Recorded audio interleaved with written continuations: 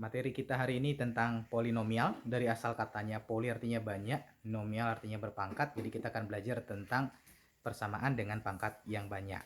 Seperti apakah pangkat yang banyak itu? Kita flashback lagi mengenai pelajaran-pelajaran persamaan di kelas-kelas sebelumnya. Yang pertama adalah persamaan garis lurus pada waktu kita di kelas 8. Ya, disimbolkan dengan fx, ax tambah b. Jadi di sini persamaan garis lurus ciri khasnya x-nya berpangkat 1, ya. Contoh soalnya adalah fx 3x ditambah 2. Nanti grafik dari persamaan garis lurus atau linear nanti akan berbentuk garis lurus, ya. Jadi ini misalnya sumbu x, ini sumbu y, ya, maka nanti persamaan garis lurus dia akan sebuah garis yang lurus, ya. Kemudian kita belajar juga di kelas 9 mengenai persamaan kuadrat. Ciri khasnya dia berpangkat 2 pada x-nya, ya. Jadi fx x kuadrat tambah bx tambah c, ya. Jadi kalau persamaan garis lurus penyelesaiannya secara aljabar, persamaan kuadrat kita selesaikan dengan 3 cara yang pernah ada. Yang pertama yaitu tentang pemfaktoran, yang kedua tentang melengkapi suku tengah, dan yang ketiga adalah rumus ABC. Mudah-mudahan masih ingat, karena persamaan kuadrat nanti penyelesaiannya sedikit banyak akan ada di polinomial. Jadi seperti ini, ax kuadrat tambah bx tambah c. Contohnya adalah 3x kuadrat tambah 2x tambah 7. Kita pernah memfaktorkan seperti ini, ya.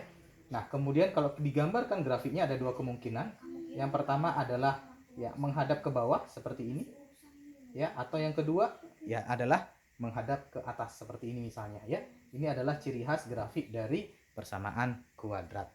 Persamaan lingkaran yang kita pelajari di matematika minat sebelumnya, di mana pada saat persamaan lingkaran kita lihat x-nya dan y-nya sama-sama berpangkat 2 atau kuadrat. Kalau digambarkan seperti ini berpusat di 0, ya. Jadi lingkarannya di 0 seperti ini, ya. Ini adalah persamaan lingkaran grafiknya.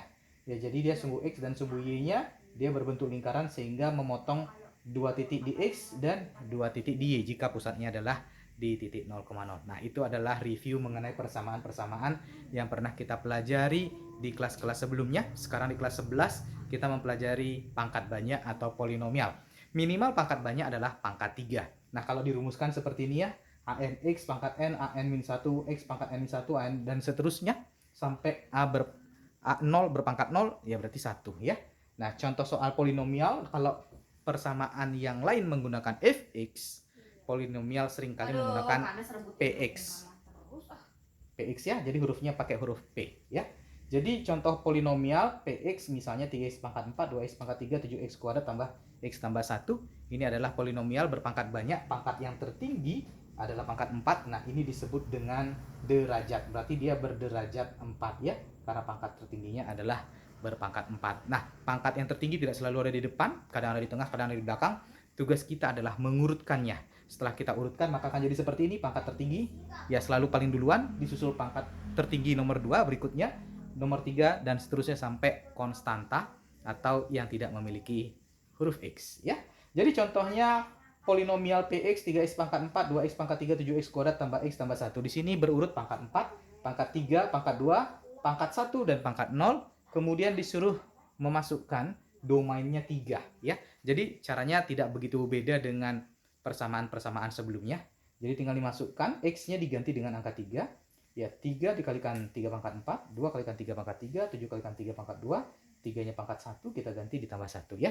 Nanti dihitung semua, totalnya adalah 364. Jadi caranya tidak jauh berbeda dengan persamaan pangkat-pangkat sebelumnya, hanya mengganti x. Cuma nanti satu hal yang penting kalau kita belajar tentang persamaan adalah berapa x. Kita disuruh mencari himpunan penyelesaian dari x. Seperti yang tadi disampaikan, bahwa untuk persamaan garis lurus menggunakan aljabar untuk mendapatkan x-nya. Kalau persamaan kuadrat kita menggunakan 3 cara. Yang paling sering tentu pemfaktoran, selain itu adalah melengkapi suku tengah, dan yang jalan terakhir jika 2 cara tersebut tidak dapat, kita menggunakan rumus ABC, di mana yang menjadi kuncinya adalah diskriminan atau b kuadrat min 4ac. Kalau persamaan lingkaran mencari x-nya dan mencari y-nya, yaitu adalah mencari titik potong terhadap sumbu x dan sumbu y, ya. Jadi rumusnya kita sudah pelajari, ya. Ada banyak cara untuk mengetahui x dan y-nya. Yang pasti a dan b-nya harus diketahui terlebih dahulu. Kemudian kalau di polinomial nanti ada sebuah metode, ya. Metodenya yang akan dipakai namanya metode Horner. Kita akan pelajari di pertemuan berikutnya.